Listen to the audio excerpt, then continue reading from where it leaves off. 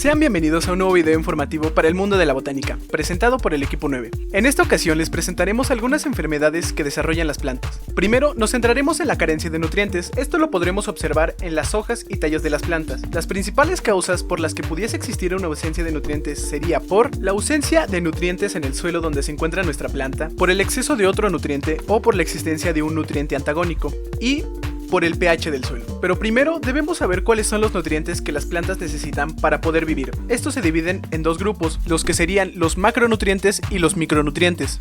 Los macronutrientes son el nitrógeno, el fósforo, el potasio, el magnesio, el calcio y el azufre. La falta de macronutrientes se soluciona con adicionar algún fertilizante a la tierra donde se encuentran las plantas. La cantidad dependerá del fertilizante a ocupar. Hay que tener precaución de no excedernos con el fertilizante, ya que el exceso de un macronutriente puede afectar a la planta y podría también reducir a otro. Los micronutrientes son el hierro, el magnesio, el zinc, el fósforo, el cobre, el molibdeno y el cloro. Cuando se carece de un micronutriente, se soluciona agregando fertilizantes un poco más específicos a base de quelatos. En este caso, no solo se podría adicionar a la tierra, sino también a las mismas plantas pulverizándolos por las hojas. Ya que los nutrientes se encuentran tanto en la tierra como en el agua, también se debe cuidar el pH de estas, ya que influyen en la disponibilidad o carencia de los mismos. Ahora presentaremos cómo identificar la carencia de macronutrientes en las plantas según sus síntomas. La carencia del fósforo presenta hojas con un color verde oscuro apagado, que poco a poco se va tornando a un tono rojizo o púrpura, los cuales llegan a secarse. Esto se empieza a notar por las hojas más viejas, que suelen ser normalmente las inferiores en la planta. Además de esto, la brotación, el desarrollo de las raíces, la prosperidad de los frutos y la floración disminuyen. Esta carencia se soluciona abonando algún fertilizante rico en fósforo. Ya que esta sustancia tiene poca movilidad en el suelo, se recomienda enterrarlo un poco para que esté lo más cerca de las raíces. Aumentando la dosis en los suelos alcalinos, la presencia del fósforo no presenta efectos negativos destacados. La carencia del nitrógeno se podrá observar empezando por las plantas más viejas. Estas resaltarán ya que empiezan a tornarse de un color verde pálido, más claro a las demás, y así surgirán hasta llegar a un color amarillo. Esto afectará hasta los nervios. En general, la planta se tornará de un color amarillo, pero comenzará por las hojas más viejas. Además del cambio de color, las hojas comenzarán a perder fuerza, dejarán de dar frutos y eventualmente se caerán. Para dar solución a esta falta de nutrientes, bastará con agregar algún fertilizante rico en nitrógeno, o de requerirse un efecto más rápido, se le puede agregar nitrógeno en forma de nitratos. El exceso de nitrógeno hay que recordar que afecta a la absorción de otros nutrientes como el fósforo, el cobre, entre algunos otros. La carencia de magnesio presenta síntomas en las hojas viejas, tornándolas a un color amarillo, tanto en los nervios como en los bordes, siendo las hojas de abajo las más afectadas. Para no confundirlo con otras carencias, podemos observar un triángulo verde en la base de la hoja. Esto es una característica principal de la falta de magnesio. Posteriormente también afectará a las hojas más jóvenes y se caerán. Una de las causas de las carencias del magnesio es el exceso del potasio en el suelo, así que para solucionarlo debemos agregar a la tierra fertilizante rico en magnesio, y si la situación es muy grave podemos ocupar sulfato de magnesio. El potasio aumenta la resistencia de la planta a las enfermedades, además de las sequías y al frío. Por ende, cuando existe escasez de este nutriente, se vuelve una planta más vulnerable a estos agentes. Cuando la carencia es leve, se observa en las hojas viejas un color amarillo en las puntas que posteriormente se secarán. Sin embargo, cuando la carencia es aguda, son los brotes jóvenes los que son más afectados, llegando a secarse. Es parecida a la deficiencia del magnesio, pero se puede distinguir ya que la presencia de potasio se centra más en las puntas de las hojas. Otros síntomas serían la presencia de hojas jóvenes rojizas. Se reduce la floración, la fructificación y el desarrollo de la planta. Para solucionarlo se debe agregar a la tierra fertilizantes ricos en potasio. El exceso de potasio no produce toxicidad en la planta, sin embargo, puede causarle carencias de magnesio por antagonismo contra él. La carencia del calcio la podemos notar cuando existe una necrosis en los ápices y las puntas de las hojas, ya que estas están comenzando a morir. También se puede observar algunas deformaciones en las hojas como si se comprimieran hacia adentro, esto generalmente en las hojas más jóvenes. Además puede presentar clorosis y amarillamiento en el nuevo crecimiento.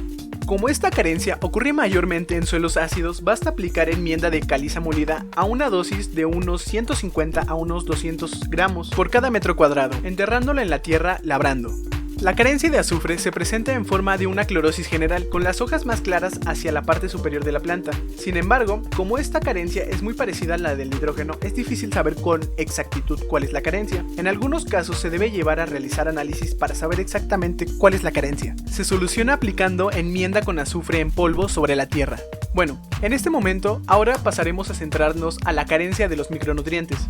La carencia de hierro o clorosis férrica se presenta primero en las hojas más jóvenes. Estas se ven amarillas, aunque el nervio se ve verde al principio, pero al final todas quedarán totalmente amarillas. También las hojas viejas se tornarán a un color amarillo y al final todas las hojas se arrugarán y se caerán. Podemos destacar que no es una clorosis uniforme, ya que se pueden ver ramas con clorosis y al mismo tiempo otra rama que puede estar más sana.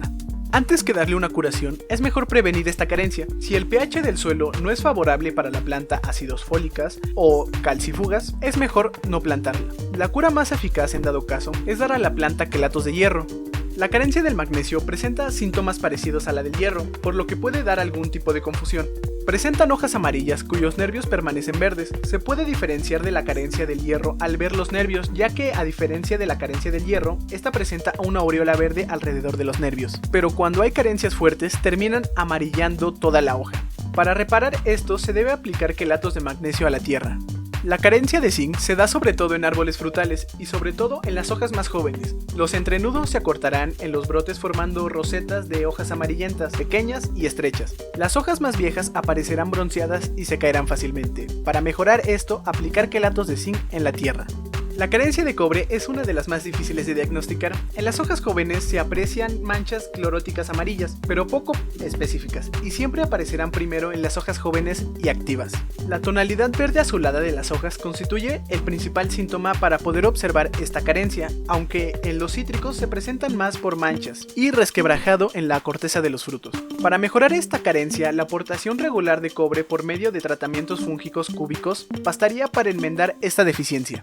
La carencia de molibdeno es poco frecuente. Los síntomas son muy parecidos a los de la carencia de nitrógeno, una clorosis general empezando por las hojas viejas. La planta pasará de un verde claro a un color más amarillento. Pueden mostrarse deformaciones en las hojas nuevas, hojas enrolladas o en cuchara, o como clorosis en las nerviaciones de las hojas, intermedias o inferiores y con bordes secos. Para mejorar esta carencia es muy fácil, basta solamente con agregar una corrección de cal. La carencia del boro se presenta en los tejidos de crecimiento, lo cual provoca una lentitud en el mismo, una falta de desarrollo debido a la depresión del punto de crecimiento, una clorosis de las hojas jóvenes o a veces su enrojecimiento y frecuentemente una alteración de los frutos, los cuales empiezan a podrir por dentro, además del nacimiento de brotes irregulares o extraños. Esta carencia es fácilmente corregida por correctores de carencias de boro, pero se debe tener un cuidado minucioso, ya que al excedernos de este nutriente podríamos envenenar a las mismas plantas. La carencia de cloro es en extremo rara y lo que produce es marchites, clorosis, estropeamiento general de las hojas de la planta. Para corregir la falta de cloro es suficiente con agregar una nueva capa de fertilizante el cual contenga este mineral. No es necesario mucho ya que la planta no necesita de una gran cantidad para poder vivir. Ahora pasaremos a presentar las enfermedades causadas por microorganismos. Es normal traspasar por medio de nuestras herramientas los microorganismos de una planta enferma a una que está sana. Por lo tanto, debemos asegurarnos de lavar bien nuestras herramientas. Bastará con sumergirlas en una mezcla de agua con fungicida o en una mezcla de agua al 50% con lejía. Empezaremos por la enfermedad causada por el oidio. Este puede atacar cualquier planta de tu jardín, sobre todo si se encuentra en condiciones de humedad alta, escasa aeración y sombreo. Este suele comenzar su acción en primavera, continuando durante el verano y el otoño. Los síntomas son manchas más o menos circulares, pulpurientas y blanquecinas, y mientras la enfermedad va progresando, estas se unen cubriendo zonas más grandes de la planta. El polvillo causa una deformación en las hojas y brotes e impide la floración. Además, los frutos infectados se agrietarán al no poder crecer normalmente. Para curar las plantas de esta enfermedad se puede ocupar el difenoconazol a una dosis de 5 centímetros cúbicos por cada 10 litros de agua. Este es un método que se va a poder ocupar no solamente para esta enfermedad, sino para algunas otras, las cuales son causadas por microorganismos.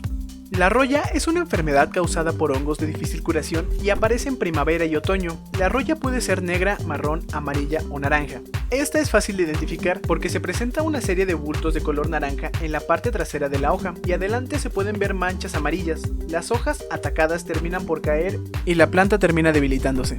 Para combatir este hongo, ocupamos el mismo tratamiento que usamos para el oidio, aunque se puede conseguir un tratamiento específico para la roya, pero con el del oidio es más que suficiente. El mildiu es una enfermedad más fuerte que ataca en verano, aunque puede aparecer en primavera con el aumento de la humedad y de las temperaturas. Al principio, se podrán observar manchas de color verde claro en la parte superior de las hojas. pero en la parte inferior de las hojas se desarrollará una pelusa fúngica de color blanco grisáceo y a veces púrpura. Posteriormente las hojas se vuelven amarillentas y finalmente marrones. Para dar fin a esta enfermedad también podemos ocupar el método del oidio. La fumaguilla o negrilla es un hongo no parasitivo que se presenta como un polvo seco de color negro sobre la parte trasera de las hojas, los tallos y los frutos. El daño es más estético, pero también limita la entrada de luz y aire en las hojas, afectando el vigor general de la planta, la cual se debilita.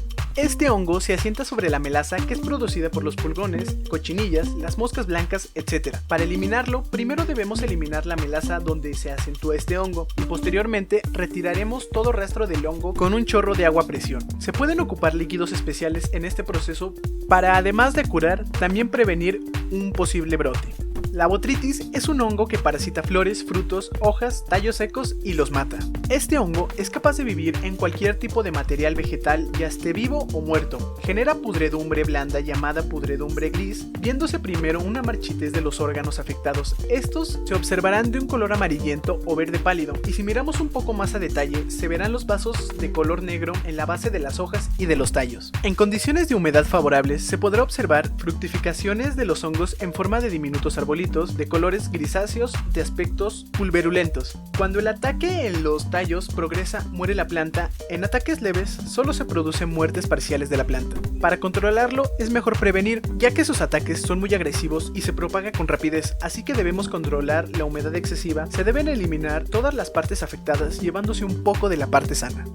La septoriosis es una enfermedad que afecta mayormente al follaje de las plantas. También provoca la caída de flores y, aunque no sea común, también se pueden afectar los frutos.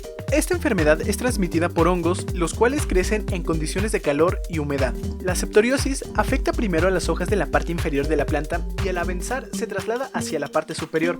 Las manchas de la septoriosis comienzan con un tamaño pequeño. Las numerosas manchas circulares desarrollan centros grises y bordes de un color marrón oscuro. Si se examina de cerca, se podrá apreciar los hongos tipo cintas en plena actividad. Cuando las manchas se amplían y se unen, las hojas afectadas se marchitan, adquieren un tono marrón y se caen. Para controlar esta enfermedad, se debe retirar de forma rápida las hojas inferiores afectadas para limitar la propagación de esta enfermedad hacia las ramas que portan los frutos. Después de esto, se deberá regar la planta con algún fungicida. La Phytophthora es un hongo que puede sobrevivir durante varios años en el suelo, principalmente en las capas superficiales. Las altas temperaturas y el exceso de agua en el suelo favorecen su desarrollo. Esta enfermedad causa decadencia radicular, el ahogamiento de las plántulas y la pudrición de tallos, bulbos, tubérculos, hojas y frutos. Varias especies de Phytophthora causan decadencia de las raíces y de la corona en las plantas en una maceta. Las raíces pequeñas mueren y se producen lesiones de color marrón. El color negro sería para las raíces más grandes. Las plantas se marchitan y las hojas de la corona se caen. Para prevenir esta enfermedad es necesario no regar en exceso nuestra planta. También la puede prevenir desinfectando la planta con soluciones nutritivas. Bueno, con esto el equipo 9 se despide y les da las gracias por haber escuchado todo nuestro video. Esperamos que les haya gustado y que les haya sido de ayuda. Hasta luego.